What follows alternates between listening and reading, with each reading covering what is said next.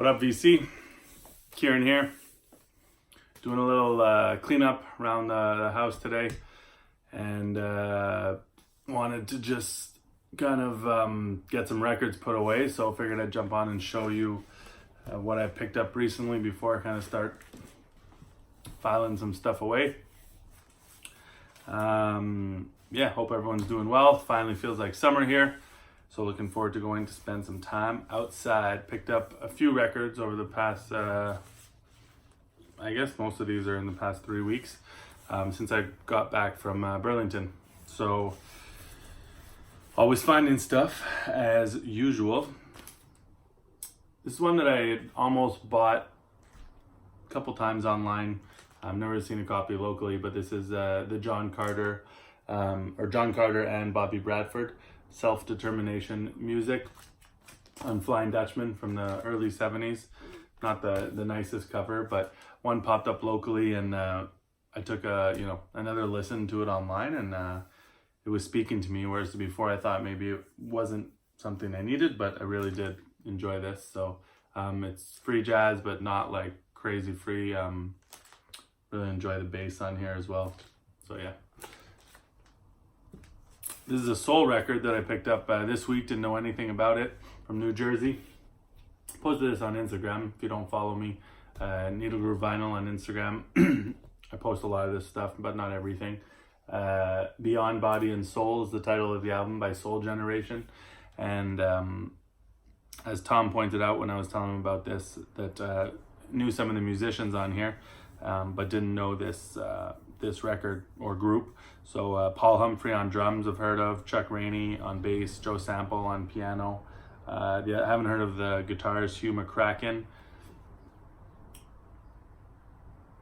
or the other two guys. So yeah, New Jersey soul record, really nice sounding record. I've already spun it a few times since I got it home a couple days ago. Worth seeking out. You can sample it online, see if you like the vibe. Soul Generation. It's on Ebony Sound Records, and I don't know where the actual record is too, unfortunately. Oh, I have it in, I was listening to it in the other room. Picked up this same time, Frank Wright Quartet on America Records, Uhuru na Umoja. Beautiful copy of this free jazz record from, I don't know, 1970 probably. Doesn't say on here, but so yeah, Frank Wright on tenor sax, Noah Howard, who you can see here, on alto sax, Bobby Few on piano, who I don't know, and Art Taylor on drums. And this is, a mix of, for me, of like some deep sounding stuff. It's really moving, and then some of it a bit freer and out there, but not too crazy. So yeah, really enjoyed this. Looking forward to putting that on again later.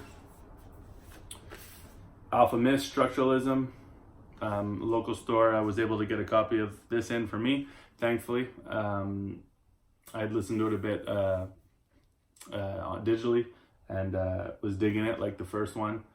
So I just cracked this open this morning.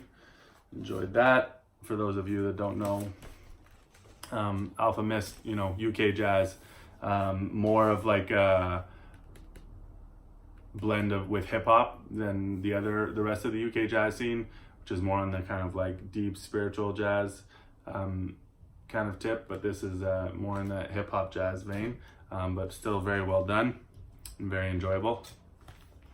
Sonny Rollins Alfie. This one I wasn't sure. I almost didn't pick it up because of, with orchestra conducted by Oliver Nelson, but it was in like, this is an original US stereo pressing that is basically brand new. There's just like the tiniest faint bit of staining there, but it's in great shape. And I actually really enjoyed it. I put this on, and I was pleasantly surprised. Not that I thought it was going to be bad, but yeah, better than I was expecting. Who else is on here?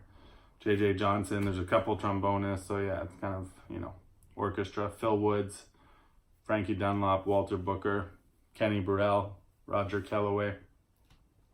I guess soundtrack to this film, Alfie, which I have not seen. This is probably my favorite of the bunch, which I picked up, I guess 2 days ago as well. Beaver Harris 360 Degree Music Experience on Soul Note. This is called Beautiful Africa, and this is a beautiful record. I'd never heard this before. Highly recommended. Deep stuff. And I had never seen this Soul Note record, this label before. It's not the like traditional one. This is the second ever LP released on Soul Note. So I guess, and I know the first one, my copy of Billy Harper in Europe has the standard Soul Note. And this same store where I got this one, Beaver Harris, recently had posted online a Billy Harper in Europe on Soul Note, the first one on the label. And I didn't even think twice about it because I already have it. But what I'm realizing now is that it was almost surely that original pressing. I think the one I have must be a second pressing that has the simple basic Soul Note label. So it would have been cool to grab that, but you know, I got it for a lot cheaper than they were asking. So it is what it is. Just kind of cool, the different labels.